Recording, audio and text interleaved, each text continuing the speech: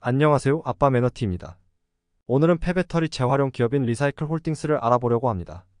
전기차 시장이 점점 커지면서 배터리 수요도 많아지고 있는데요. 그만큼 배터리 원재료 확보를 위한 경쟁도 심해지고 있습니다. 그래서 폐배터리 사업도 많은 관심을 받고 있는데요. 그중 미국에 상장된 리사이클 홀딩스가 북미 지역 최대 리튬이온 배터리 재활용 기업으로 국내 주주들이 많이 사들인 기업입니다. 리사이클 홀딩스는 캐나다 기업이고 2016년에 설립되었는데요. 2017년에 캐나다 최초로 연간 50톤을 재활용할 수 있는 미니 파일럿을 시작했고 2018년에는 해석이 맞는지 모르겠는데 스포크 앤 허브 데모 버전 출시했다고 합니다. 스포크는 폐배터리를 분쇄 후 금속 혼합 물질인 블랙매스를 만드는 전처리 공장을 말하고 허브는 금속을 추출하는 후처리 공장이라고 하는데요. 폐배터리 리사이클 공정은 성일 하이텍 자료를 보면 나옵니다. 폐배터리를 회수해서 방전시키고 해체를 한 후에 열처리를 하고 파분쇄해서 블랙매스를 만듭니다. 이걸 전처리라고 하고요. 이 가루에서 원하는 광물을 추출하기 위해 침출을 하고 여과 및 저장, 용매 추출로 배터리 소재를 생산합니다. 여기서 리사이클 홀딩스는 특허받은 기술로 방전과 가열을 생략한다고 합니다. 그래서 비용에서 경쟁력을 가지고 있다고 해요. 2023년 8월에는 독일의 스포크 첫 메일 라인을 가동하기 시작했다고 합니다. 그리고 2024년에는 후처리 공장인 뉴욕 로체스터 공장을 가동하는 것을 목표로 하고 있습니다. 이렇게 2020년까지 리튬이온 배터리를 처리할 수 있는 용량을 키우고 2020년에 미국의 스포크 공장을 시작하게 됩니다. 2021년에 미국 시장에 상장을 하게 되고 2022년에는 분해나 방전 없이 배터리팩을 처리할 수 있는 스포크를 가동하게 되는데요. LG화학과 LG에너지솔루션도 2021년에 지분 투자를 했고 GM과 LG에너지솔루션의 합작사인 얼티움셀즈에서 폐배터리 조달 계약을 맺은 상태입니다. 소재 회수율이 95%가 될 정도로 업계 최고의 회수율을 자랑하고 있고요. 또한 세계 최대 광물회사 스위스의 글렌코어도 리사이클 홀딩스에 투자했습니다. 글렌코어가 블랙매스를 공급하고 리사이클 홀딩스가 생산한 광물을 다시 재판매하고 LG에너지솔루션과 LG화학으로부터 폐배터리를 받고 역시나 다시 생산한 광물을 되파는 하나의 순환 생태계를 구축하였습니다. 이제 실적을 보겠습니다. 2022년부터 볼 텐데요. 그 전에 실적은 다른 회계 기준으로 써서 그런지 숫자가 잘 안 맞더라고요. 그래서 2023년 1분기부터 재조정하면서 2022년 4분기 실적이 두 달치 실적밖에 안 나왔습니다. 그래서 4분기 실적은 2023년 4분기 실적이 나와야 정확히 알 수 있을 것 같습니다. 매출을 보면 2022년 1분기에 최대 매출을 기록하고 나서 2분기는 매출이 빵이 나옵니다. 그 이후로 2023년은 매출이 늘고 있는 상황입니다. 매출이 널뛰기가 심한데 매출 구조를 한번 보면요. FMV라고 해서 비연금 공정 가치가 반영되기 전 매출과 반영된 후 매출이 있습니다. 제가 해석한 것은 광물의 가격이 변동이 심하다 보니 마치 비트코인처럼 채굴했을 때 가격과 판매했을 때 가격이 달라서 차이가 발생한 것을 봤습니다. 리사이클 홀딩스의 경우는 재활용해서 생산했을 때 가격과 판매했을 때 가격이 다른 거죠. 그래서 현실적인 가치로 조정 후에 실제 가치가 부여되는 것으로 보입니다. 그렇게 보면 2022년 1분기는 생산했을 때 광물의 가치보다 2배 이상으로 가치가 높아져서 생산했을 때 생각한 매출액은 3.6밀리언 달러이지만 가치를 조정하고 나서 8밀리언 달러로 뛰었습니다. 하지만 2022년 2분기에 손실이 크게 반영되면서 실질적인 매출액은 없다고 나오는 거죠.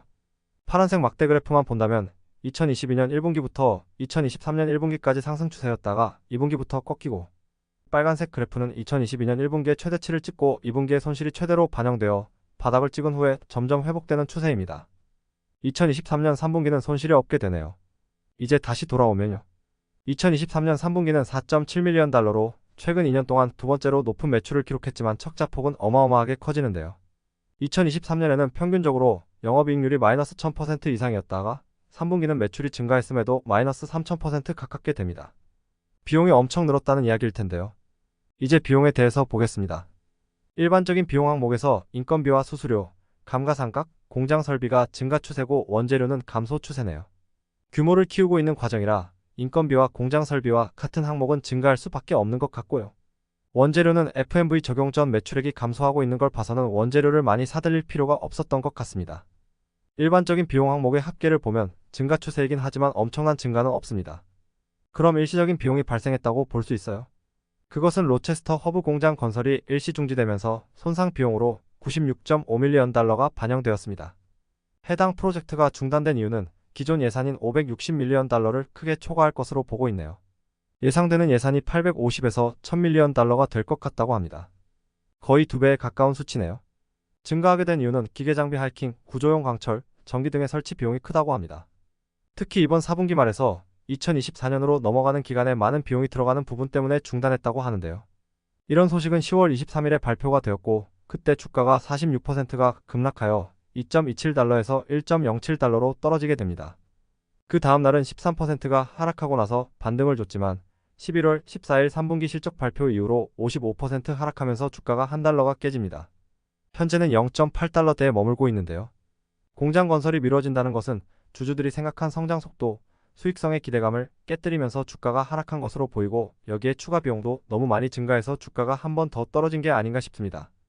제가 보는 문제는 실적 보고서를 봤는데 2023년 1분기 때까지만 해도 로체스터 허브의 일정과 비용이 기존 안대로 잘 가고 있다고 했고 2분기에는 기존 예산인 560밀리언 달러 안으로 맞추는 게 중요하다라고 한 뒤에 3분기에 갑자기 공장 건설이 중단되고 비용이 2배 정도 늘어난다고 하니 주주분들 입장에선 날벼락 같은 소식일 것 같아요.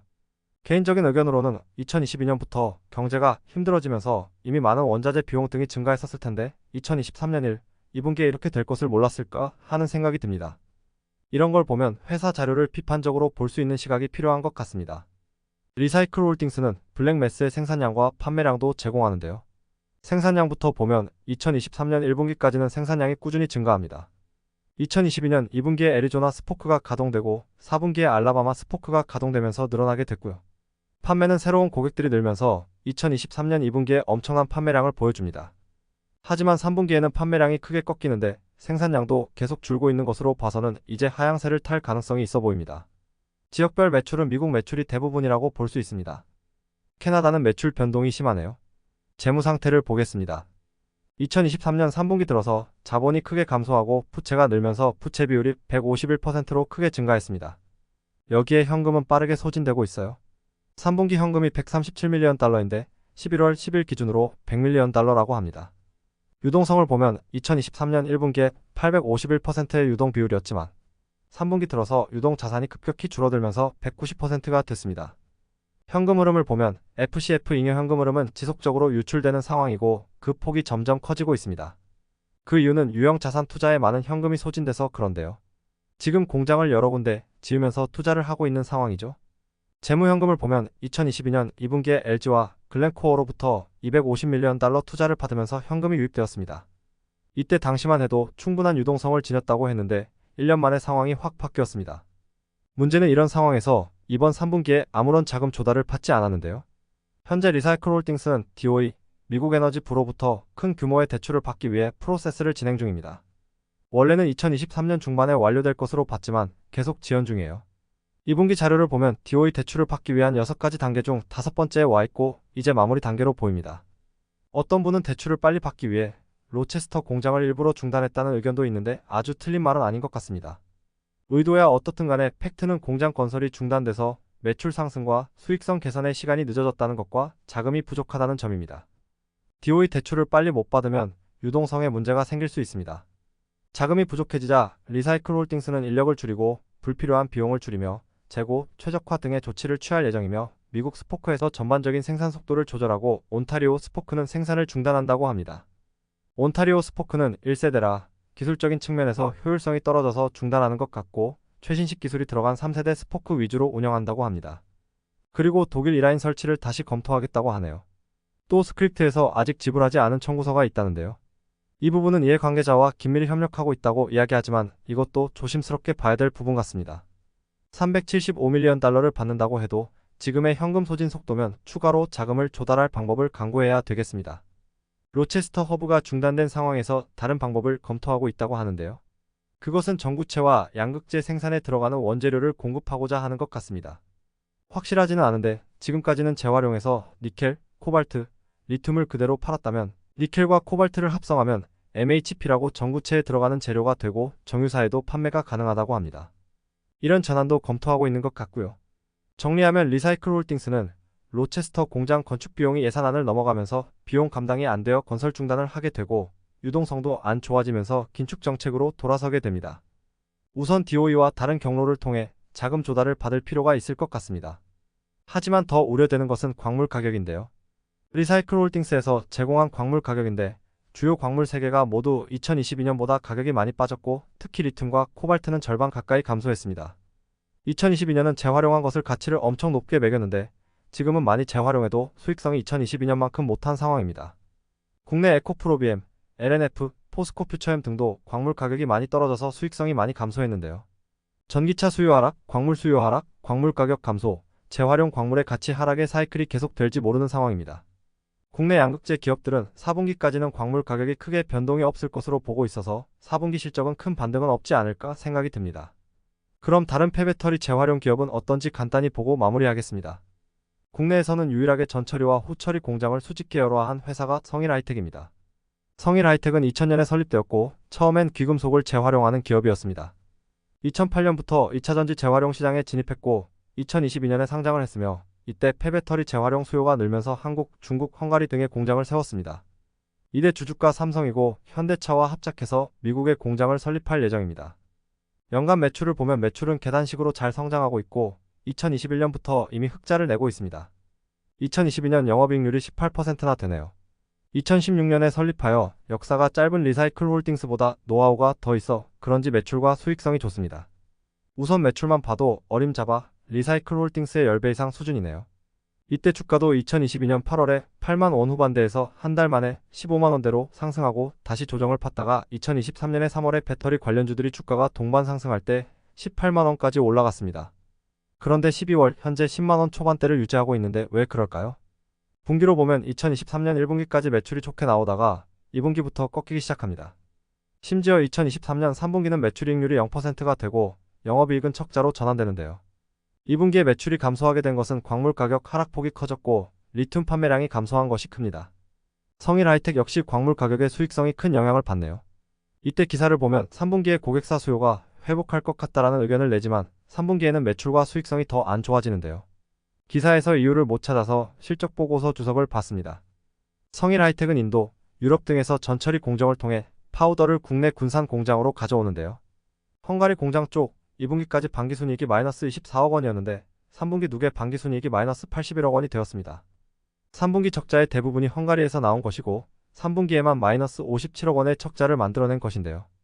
헝가리 공장에 무슨 일이 있는 것 같아 찾아본 기사는 덕으로 9월 기사에 스크랩 폐배터리 발생이 급격히 늘면서 창고가 꽉 차 폐기물을 외부에 보관하다가 7월에 헝가리 정부로부터 재고를 모두 처리할 때까지 신규 스크랩 반입을 중지하라는 명령을 받았다고 합니다. 유럽에서 가장 큰 생산 능력을 차지하는 헝가리 공장이 파우더를 만들기 위한 스크랩 반입이 금지돼서 물류나 아니면 생산 측면에서 문제가 생긴 건 아닌가 추측해봅니다. 좀 지켜봐야 될 것 같아요. 재무 상태를 보면 2분기까지 50%대의 부채 비율을 보였지만 3분기에 부채가 급격히 늘면서 78%가 되었습니다. 유동성을 보면 3분기에 183%의 유동 비율을 보이는데 재고를 제외한 유동 자산과 유동 부채의 비율, 당좌 비율은 124%밖에 안 됩니다. 생각보다 타이트하게 운영되고 있다고 보입니다. 현금 흐름은 연간을 먼저 보면 2021년, 2022년은 사업이 잘 돼서 FCF 잉여 현금 흐름이 유입이 되었습니다. 2022년 3분기에 상장한 회사가 이렇게 바로 좋은 현금 흐름을 가지기 쉽지 않은데요. 분기로 보면 2023년은 FCF가 급격히 안 좋아집니다. 이것은 유형 자산 투자 금액이 급격히 늘어서 그런데요. 성일하이텍은 생산 능력이 부족하여 군산의 후처리 공장인 하이드로센터 공장 건설에 투자하고 있고 자회사인 GM텍 역시 탄산리튬 제조 시설에 신규 투자를 하고 있습니다. 투자가 끝나고 나면 다시 현금 흐름이 좋아지지 않을까 생각이 드네요. 그리고 장단기 차입금을 3분기에만 1,350억 원 정도를 조달받았습니다. 그래서 부채와 현금이 같이 늘었고 유동 비율이 좀 더 올랐네요. 리사이클 홀딩스와 성일하이텍의 생산 능력을 비교해보면 리사이클링 홀딩스는 전처리 공정의 경우 온타리오 5,000톤, 뉴욕 5,000톤, 애리조나 10,000톤, 알라바마 10,000톤으로 현재 30,000톤이고 2023년까지 65,000톤을 목표로 하고 있습니다. 성일하이텍의 경우 현재 10만 톤이 넘는 상황으로 성일하이텍이 리사이클 홀딩스를 규모 면에서 압도하고 있네요. 그리고 후공정의 경우 성일하이텍은 4,320톤을 처리할 수 있고 2023년 말에 10,000톤이 넘을 것으로 보고 있고 하이드로센터 공장이 완공되면 35,000톤까지 바라볼 수 있습니다. 리사이클 홀딩스의 경우 아직 후처리 공정이 없고 이번에 로체스터 허브가 완성되면 35,000톤의 생산 능력을 갖게 되지만 공장 일정이 지연되면서 언제 후공정을 갖추게 될지 모릅니다. 그리고 리사이클 홀딩스는 또 후처리 공정 경험이 없어서 더 많은 시행착오를 겪게 될 것입니다. 단순히 비교하자면 우선 매출이 못해도 현재의 10배 수준이 나와야 될 것 같아요. 그리고 비용을 더 많이 효율화해야 됩니다. 지금 매출은 10배 차이 나는데 매출 원가와 비용의 합계는 두 회사가 비슷하게 쓰고 있습니다. 원화 기준 약 50억에서 70억 원 사이거든요. 이 부분은 계속 투자를 하면서 효율화하면 시간이 해결해 줄 수 있을 것 같고, 지금 리사이클 홀딩스가 제일 급한 것은 자금 조달입니다. 부채 비율과 유동성이 급격히 안 좋아지고 있어서 DOE 대출뿐만 아니라 다른 방면에서도 자금을 지원받아 투자하기로 계획했던 부분을 빨리 정상화해야 될 것 같아요. 그리고 광물 가격의 추세도 계속 지켜봐야겠습니다. 오늘 정리한 내용은 여기까지입니다. 처음 공부한 기업이라 대략적인 부분만 봤는데요. 다음엔 더 많은 내용이 담길 수 있도록 하겠습니다. 시청해주셔서 감사합니다.